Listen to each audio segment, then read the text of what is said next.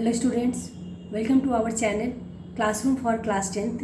Today we are in Social Studies Part A, Chapter 9, that is Rampur, a village economy. Now I think you have understood, children, the story of Rampur. What is the story of Rampur? And how is agriculture done in Rampur? How is farming done in Rampur? And what are the other non-farming activities in Rampur? How are land distributed in Rampur village, and how our land and other natural resources are overused, that also we have understood. How land is distributed in Rampur, how unequal distribution of land is there in Rampur. Now children, what is organization of production? How to organize it for the production? So the aim of production is to produce goods and services the people need. So the producer require a number of items to produce goods and services. The first requirement is land, water, forest and minerals. The second requirement is labor. Labor means people who are working, or they are called workers also. So we need laborers. And two types of labor are needed in any production. The first one is highly trained and educated. Some organization, they need highly trained and educated workers for production. In the same way, in the medical field, they need doctors, nurses, paramedical forces. Organization, they need average workers who can do manual work like carpenter, plumber. The third requirement is capital. With the capital, we can purchase tools, machines, buildings. They are also called fixed capital or physical capital. In any production, children, the organization need a capital. There are two types of capital. One capital is called physical capital and another is working capital. So what is physical capital? Physical capital is the things which we need for production and which works for a long period of time. These are called physical capitals, like tools, machines, buildings. These physical capitals, once we purchase, they work for a long period of time. And another is raw material and money. Raw material and money are the second type of capital. Like raw material, yarn. Any cloth industry, they need yarn, and potters, they need clay. Okay, these things are used by weavers and potters. Money is also required to buy materials, and money is required for the payment to the workers. So this type of capital is called working capital. Thus we have understood what is physical capital and what is working capital. Physical capital is the capital or the things we need for production, and once we purchase those things, will work for long period of time. Another capital is called working capital, like raw material. These are purchased for consumption for a short period of time. Again, for the another production, we need another raw material like yarn, clay, which are used by the weavers and potters. The fourth requirement is knowledge and enterprise. What is knowledge and enterprise? Enterprise are the people who produce for market. They plan the things, they organize and they manage. They are called entrepreneurs or the owners. So children, what are the factors of production? Every production is organized by people or entrepreneurs combining the element of land, labor, physical capital. These are known as factors of production. So children, I have read the topic organization of production, and I have summarized this topic under some points like the aim of production is to produce goods and services the people need. The second point, the producer require a number of items to produce a good or service. The first requirement is land, water, forest, minerals. The second requirement is labor. Labor means the people or the workers. They are highly trained and educated and some are average workers who can do manual work. The third requirement is capital, like tools, machines, buildings. They are called fixed capital or physical capital. Why they are called fixed capital? Because once we purchase them, they will work for a long period of time. They only need some services or repair time to time, and after a long period of time we can replace it with the other machines and tools. Now another requirement is raw material and money. They are called working capital because they are purchased time to time, because they are items for consumption. Once they are consumed, we need another set for the production. Like yarn, weavers need yarn for making clothes, so they have to buy yarn again and again for the production of clothes. In the same way, clay, the potters need clay, and money is also needed to buy materials and to pay to the workers. So these are called working capital. The fourth requirement is knowledge and enterprise. Entrepreneurs are the people who produce for market. They plan, organize and manage. Now children, we have another topic, labor for the farm. Farming activities need laborers.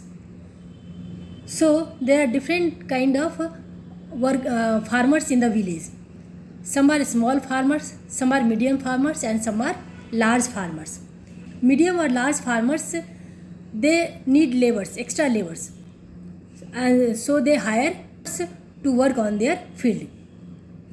Now the farm laborers don't have a right over the crops, so they are working on the field but they don't have the right on the crop.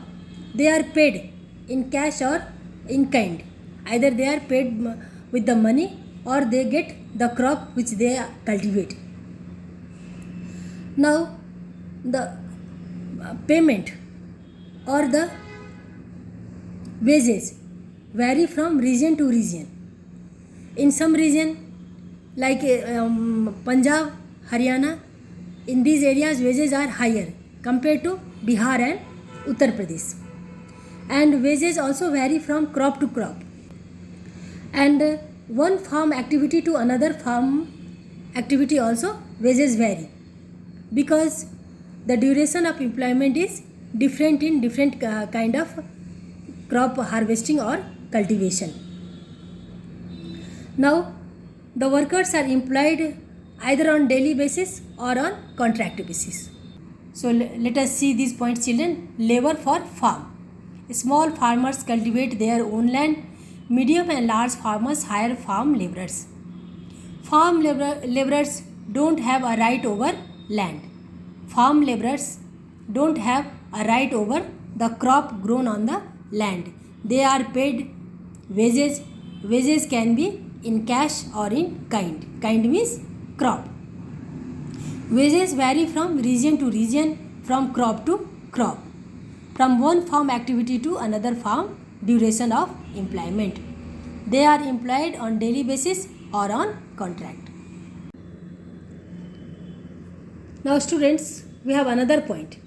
Capital, arranging physical and working capital. For any farm activity, for the production, the farmers need capital, means money, or the factors of production. So how they are arranging? Already I have told you children, there are different type of farmers in the village, like small farmers, medium farmers and big farmers, and their economic status also varies according to the land they possess. So the farmers require a sufficient amount of capital for production. What is capital for production? First one is the money. Money is the important factor for production. With the money they can buy seeds, they can buy fertilizers, they can irrigate their land, they can pay. Most farmers have to borrow money because they are small farmers. They have to borrow money either from large farmers or from the village money lenders. When they borrow money from the village money lenders, they have to pay a large amount of interest on the borrowed money. Or sometimes the traders also supply various inputs for cultivation like seeds, fertilizers, pesticides, but on a high rate of interest. So in this way we can see that small farmers who are doing cultivation in the village, they have to pay a large amount of interest on the money they have borrowed. Now children, in this topic we have got a case study about Sabita, a small farmer. So in this case study we have come to know that Sabita is a small farmer. She has 1 hectare of land. She needs capital to buy seeds, fertilizers, pesticides and water for irrigation, and to repair the farm instruments. So when we add all this expenditure, we have come to know that she needs minimum 6,000 of rupees, and she borrowed 6,000 of rupees from Tejpal, who is a big farmer, and she borrowed 6,000 at 36% interest per annum. Not only this, she has to do farm labor on the land of Tejpal per day 100 rupees. So children, we can see that the condition of small farmers is not good, whereas the medium and big farmers, their condition is quite good.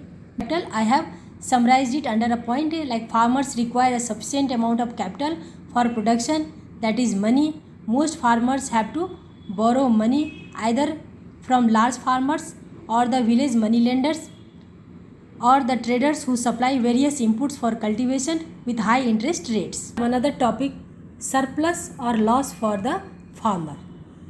This topic tells us that small farmers have no surplus grains. Already we have known that they possess a small acre of land, and so they have no surplus grains. They keep the produce for farming consumption. Whatever they are getting after the harvesting, it is only sufficient for the family's consumption. Only the big farmers, they have surplus grains who supply in the wholesale market, and the traders at the market buy the grains and sell it to shopkeepers in the towns and cities. Now here also we have got a case study. So this case study tells us that Tejpal, who is a big farmer in the village, his earning is deposited in the bank. Whatever benefit he is getting after selling his produce in the market, he deposits the extra income in the bank, and he can lend money to the small farmers on high interest rate. He can arrange working capital for the next year, or he can buy another tractors, hire out tractors to the neighboring village. Now children, let us summarize the topic, surplus or loss for the farmer. Small farmers have no surplus grains. They keep the produce for family consumption. Only big farmers have surplus grains who supply in the wholesale market. The traders at the market buy the grains and sell it to shopkeepers in the town and cities. There is a case study, Tejpal, who is a big farmer. His earning is deposited in the bank. He lend money to small farmers, arrange working capital for the next year, buy another tractors, hire out tractors to the neighboring village. So I think you have understood this point, children. You can also note down as a point. Some farmers also use savings for non-farm activities like purchasing cattle, trucks, they install shops, they buy land. In this way, they do non-farm activities with the savings. There is also loss in the farm activities due to flood and drought, and due to the attack of pest on the harvest, or sudden fall of price in the agricultural produce, or sudden fall in the price of agricultural produce. Come to the topic, non-farm activities in Rampur. What are the non-farm activities? Like dairy is the most common non-farm activity in Rampur. But only 25% of people are working in Rampur who are engaged in activities other than agriculture. Now dairy is the common activity in Rampur. They buy buffaloes, they rear buffaloes and sell milk in the nearby town and cities like Raiganj. And the factor of production for this non-farm activity is land. Land is needed to construct a shed for the buffalo. Labor, the women are engaged in this activity. They look after the animals. And physical capital, they have already purchased buffalo from the cattle fair. And working capital, they feed the animal with the farm produce only, and they buy some medicines. So in this way we can see that with the land, labor, physical capital and working capital, they can manage to do some other activity other than farm activity. Dairy is the common activity in Rampur. They feed buffalo and sell milk in Raiganj. The production factors are land, shed for the cattle, labor, farm, family labor, physical capital, buffalo, and working capital, feed from land, and some medicines. Now children, other than dairy, there are also some small scale manufacturing in Rampur. But in Rampur, less than 50 people are engaged in manufacturing in Rampur. They are involved in simple production method, which are done in a very small scale. And this type of production is carried out mostly at home only or in their farm field. Now children, come to the topic shopkeepers of Rampur. Shopkeeping, this is also a non-farm activity like dairy and manufacturing. Shopkeeping is also a non-farm activity. When we read this topic, we will come to know that the traders of Rampur buy goods from wholesale market in the cities and sell them in the village. This is one type of business for the people. They keep a small general store and they sell wide variety of things like rice, wheat, oil, biscuits, soap, notebooks, pencils, clothes. All different type of variety of things are sold in their shop. And people use part of their house as shop who have house close to road. And in the village, the people are self-employed like farmers, hawkers, shopkeepers. They are the owner of their own production and their own activities. Why they are called owners? Because they are the one who plan, who organize the thing. They are the people who take the risk of their business. So they are called the owners or entrepreneurs. They buy goods from village produce. They buy goods from village produce like sugarcane, and they make jaggery and sell in the nearby town and cities. That shopkeepers of Rampur, the traders of Rampur buy goods from wholesale market in the cities and sell them in the village. Small general stores sell wide range of things like rice, wheat, oil, biscuits, soap, notebooks, clothes. People use part of their house as shop who have house close to road. Self-employed. They are self-employed like farmers, hawkers, shopkeepers, etc. They are owners because they plan, organize, take risk of business. They provide their own labor to manage the produce. They buy goods from villages and village produce and supply in town. Now children, we have another topic, transport, a vast developing sector. Transport is a vast developing sector in Rampur. Children, when we read this topic, we will come to know that a variety of vehicles are there on the road and they connect Rampur to the nearby villages or small town like Raiganj. What type of vehicles are there? Like rickshaw, tonga, jeep, tractor, buggies. These are the transport vehicles that connect Rampur with the nearing town and cities. There is a case study, children. Read this case study, you can understand how the people can manage the family with the help of non-farm activities like transport. If they have a small acre of land which is not sufficient for the family, they can do other work like they can involve themselves in the transport business also. Hope you have liked my video, children. Please go through the video, like, share and subscribe my channel. Write the points the way I have noted down in my notebook.